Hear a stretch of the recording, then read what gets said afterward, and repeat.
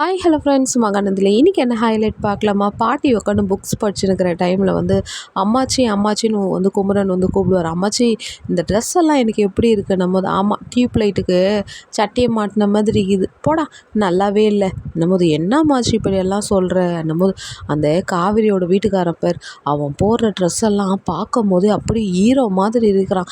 அந்த மாதிரி ட்ரெஸ்ஸு போடுறாரா என்னவோ டியூப் லைட்டுக்கு போட்டுன்னு வந்துக்கிற மாதிரி என்கிட்ட காமிக்கிறேன் கட்டமான ஷர்ட்டை நம்மது. அம்மாச்சி உங்களுக்கு என்ன விஷயம் தெரியும்? இந்த ட்ரெஸ்ஸெல்லாம் வாங்கி கொடுத்தது விஜய் சார் தான் போது எங்கே வந்து கங்கா வந்து அப்படியே குமரனை முறைக்கும் போது ஐயோ நம்ம எங்கே மாட்டிக்கணும்னு உடனே வந்து குமரன் வந்து பேச்சு மாற்றுவார்.